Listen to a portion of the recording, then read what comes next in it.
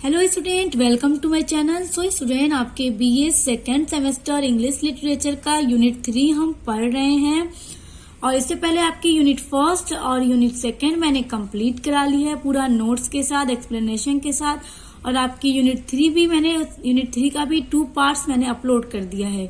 यानी आपकी यूनिट 3 का जो पोएटिक डिवाइसेस है स्टूडेंट, इसमें देखिए structure, tone, theme, rhythm, rhyme scheme, kinds of meter, stressed and unstressed syllables तक मैंने पूरा आपके द पोएटिक डिवाइसेस पार्ट 1 के नाम से आपको वीडियो मिलेगा, आप उसको देख लीजिएगा। ये सारे टॉपिक्स मैंने उसमें पूरा कंप्लीट कराया है। उसके बाद आपका 8वां टॉपिक है फिगर ऑफ स्पीच। तो इस पर आपको आपके द पोएटिक डिवाइसेस की वीडियो पार्ट 2 मिलेगी। आप लोग प्लेलिस्ट चेक कीजिएगा, चैनल में आपको मिल जाएगी। तो स्टूडेंट्स, इसको मैंने एक वीडियो में कंप्लीट कराया है क्योंकि मैंने फिगर ऑफ स्पीच के जितने टाइप्स हैं पूरा अच्छे से एग्जाम्पल्स के साथ समझाया है। तो आप लोग इसको भी देख लीजिएगा अगर अभी नहीं देखा है तो, क्योंकि ये मोस्ट इम्पॉर्टेंट टॉपिक है, एग्जाम में पूछा जाता है।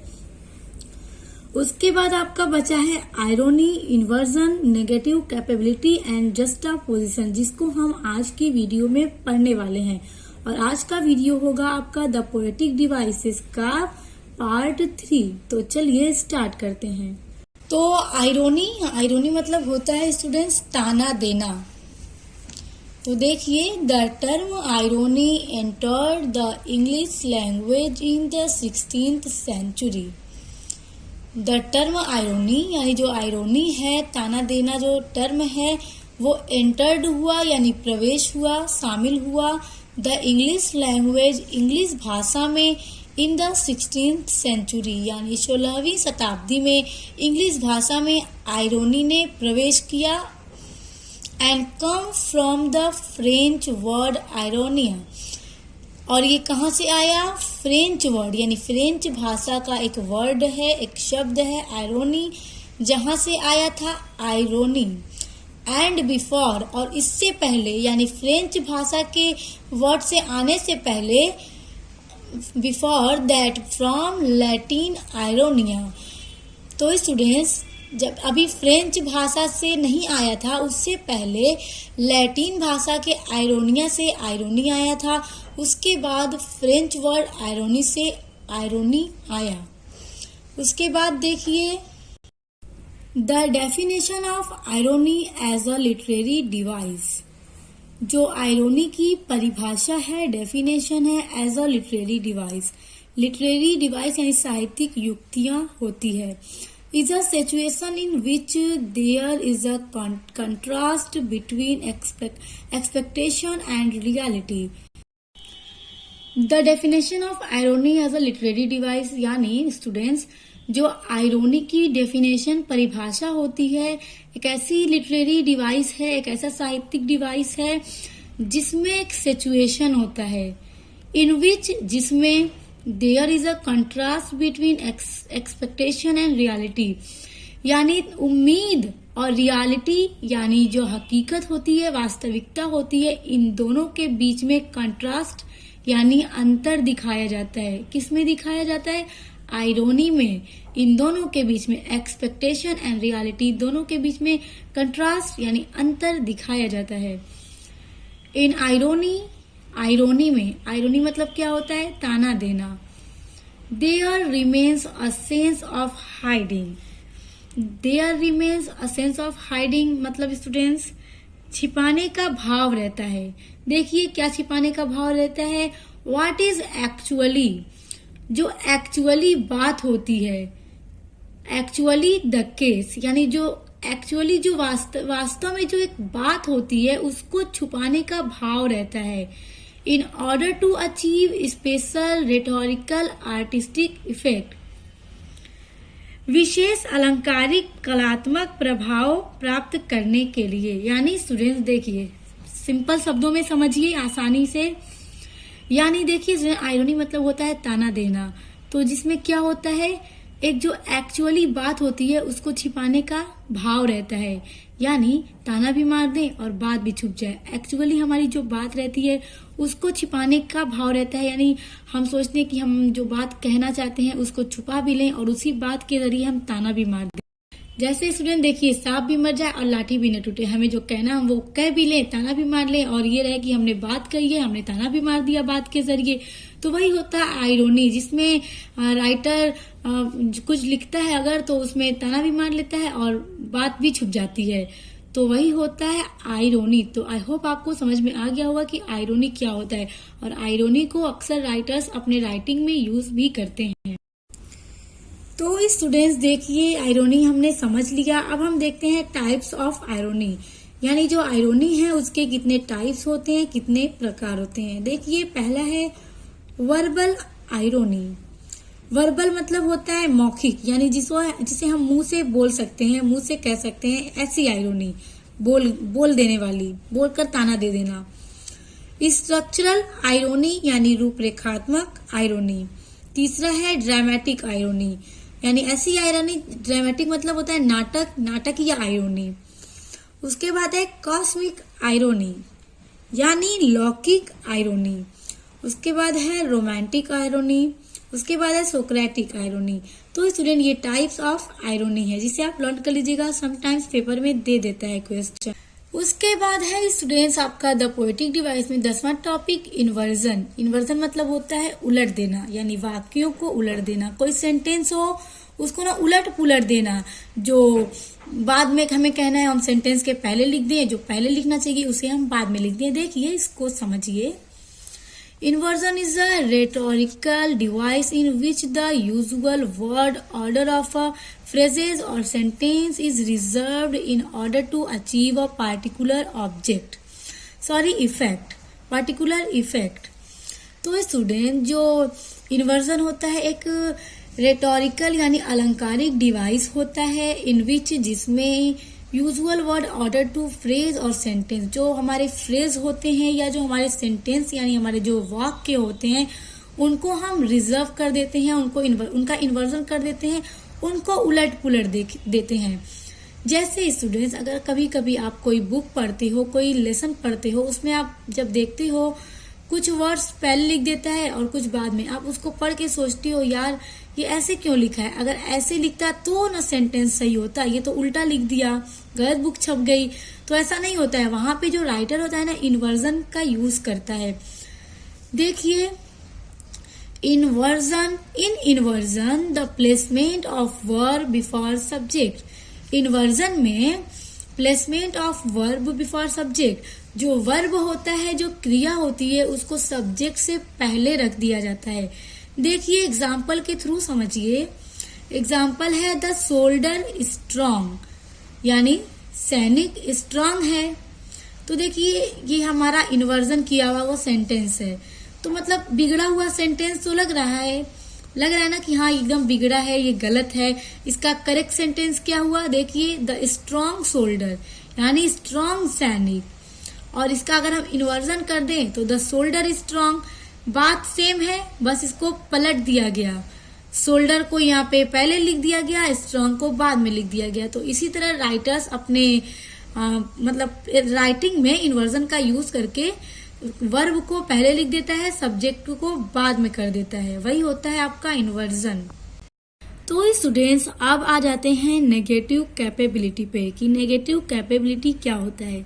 तो स्टूडेंट, सबसे पहले आपको बता दूं, नेगेटिव कैपेबिलिटी बहुत इंपॉर्टेंट है, आपका एग्जाम में पूछा जाता है, तो इसको थोड़ा ध्यान में होकर सुनिए। देखिए, नेगेटिव कैपेबिलिटी, तो नेगेटिव मतलब क्या होता है स्टूडेंट्स? नेगेटिव का मतलब होता है नहीं या नहीं है, मतलब कोई चीज नहीं होती है तो उसमें हम नेगेटिव का यूज करते हैं।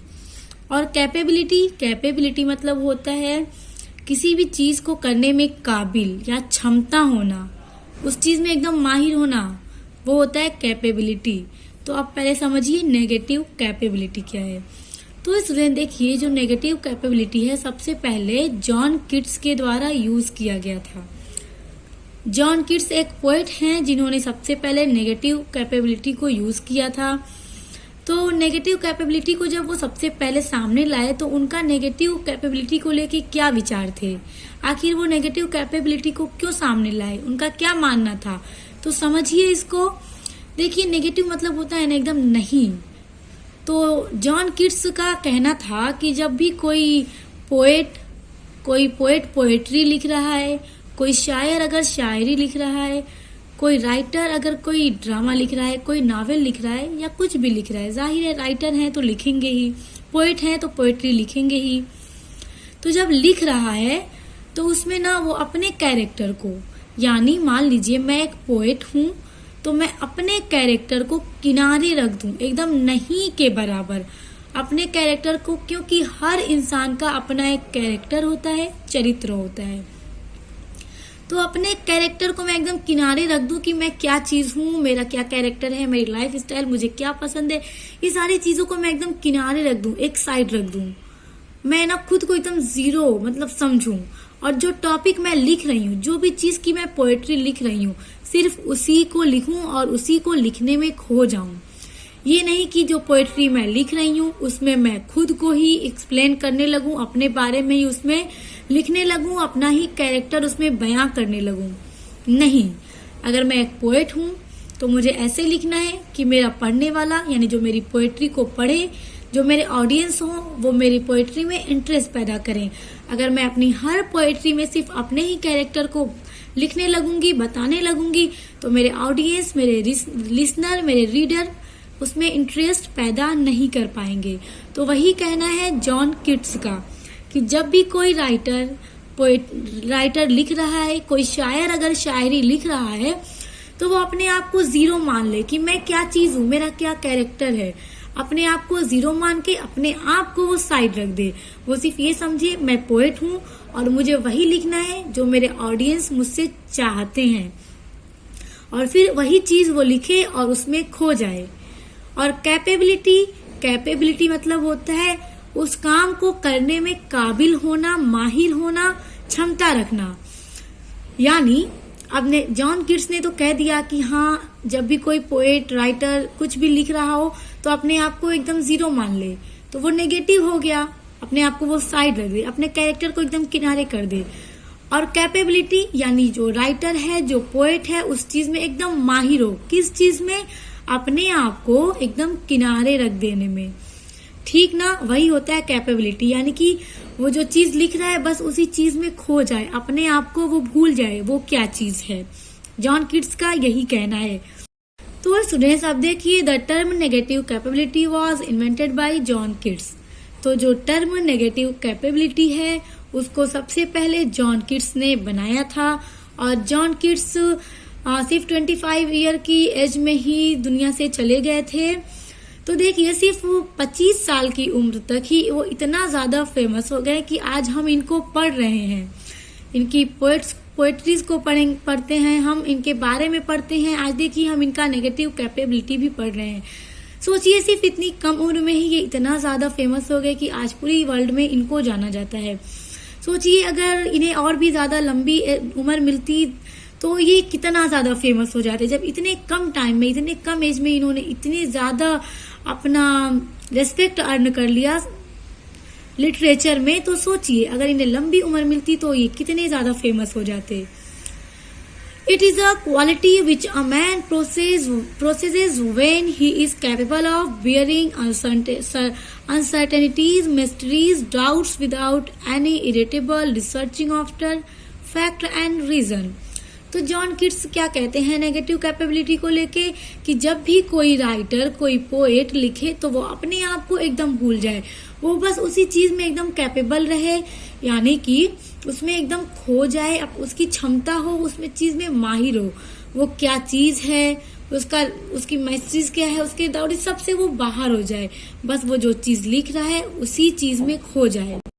The poet has no individuality of his own। तो देखिए, सबसे इम्पोर्टेंट बात तो नेगेटिव कैपेबिलिटी की यही है कि जब भी कोई पोएट, कोई राइटर लिख रहा है, अपनी राइटिंग में, अपनी पोएट्री में, अपनी शायरी में खुद खो जाए, वो वही चीज लिखे जो उसके ऑडियंस, उसके रीडर उससे चाहते हैं। वो अपने कैरेक्टर को उसमें बयान न करे, खुद को एकदम साइड रख दे, वो अपने आप को एकदम जीरो मान ले।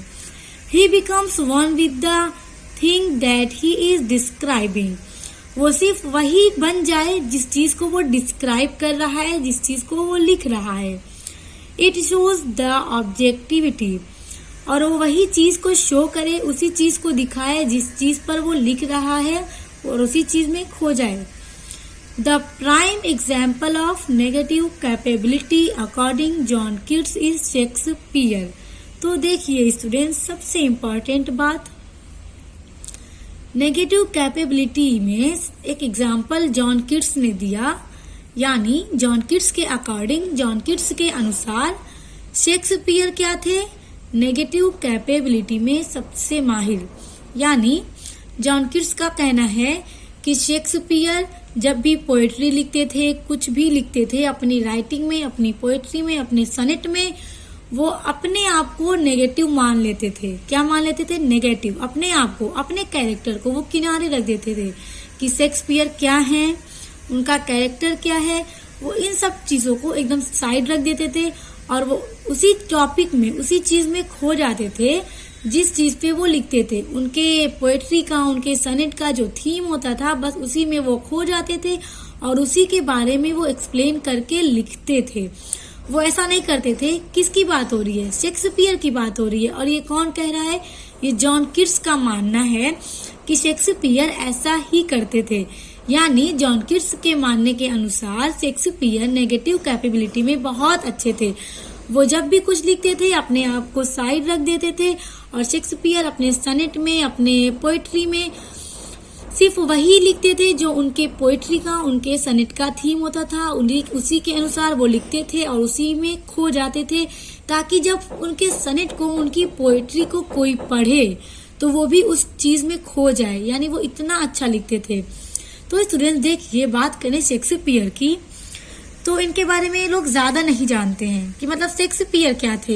इनके लाइफ से रिलेटेड चीजें बहुत कम लोग जानते हैं।